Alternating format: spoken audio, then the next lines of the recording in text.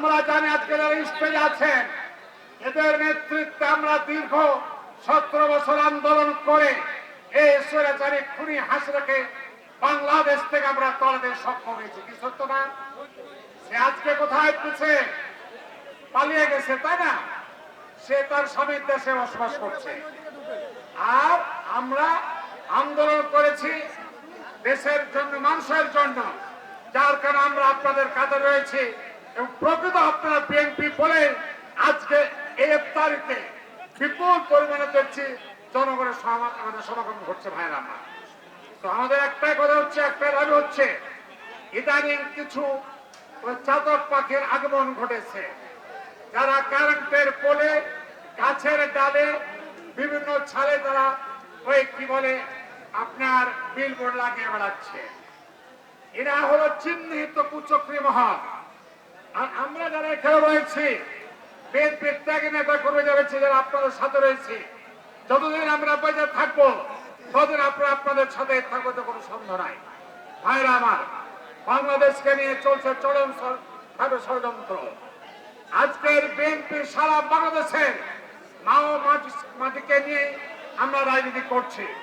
আগামীতে বিএনপি যেন ক্ষমতা আসতে না পারে, যার কারণে কিছু কুচক্রী মহল ইসলামের দোহাই দিয়ে আল্লাহর কথা বলে এরকম কি বলে তাফসীর করে, মিলাদ করে, সেখানে ভোট প্রার্থনা করছে। বন্ধুরা আমার, অনেক মুরব্বীরা আছে, এটা সত্য না?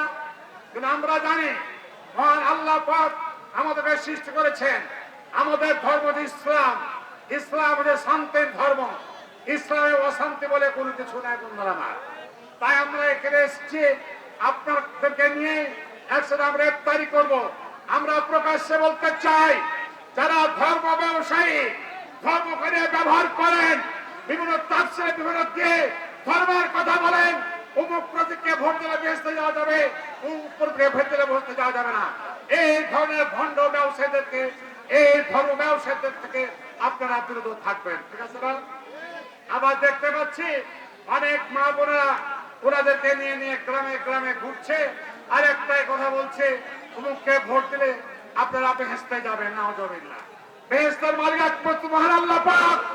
আমরা জানি যারা ধর্মের কথা বলে, বেহেশতের টিকিটের কথা বলে, যারা রাজনীতি করছেন, আপনাদের ভোটের পার্সেন্ট হচ্ছে সারা বাংলাদেশে মাত্র 6%, তাই না?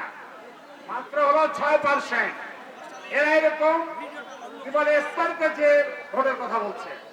আমরা মুসলমান, আমরা সজ্জার সৈনিক, আমরা খাদ্যের নেতৃত্বে আস্থাশীল। তাই আজকে এই যে রাধানগর ইউনিয়নের বিএনপির ইফতারিতে আপনারা এসছেন, আমরা একসাথে মোনাজাত করবো, দোয়া করবো আল্লাহ তাআলা যেন আমাদের দেশের খালেদাকে উনি তাড়াতাড়ি সুস্থ করে তারেক জিয়া ইনশাআল্লাহ আগামী এপ্রিল মে মাসের মধ্যে উনি বাংলাদেশে আসবেন।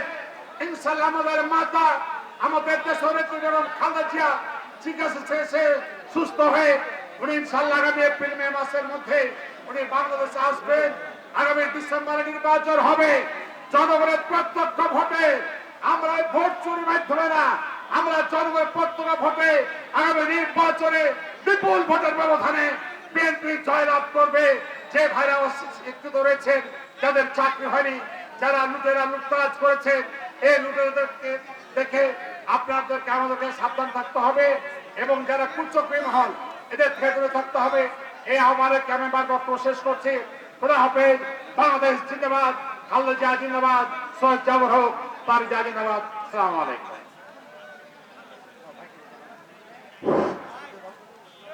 এবারে বক্তব্য রাখছেন বাংলাদেশ জাতীয়তাবাদী দল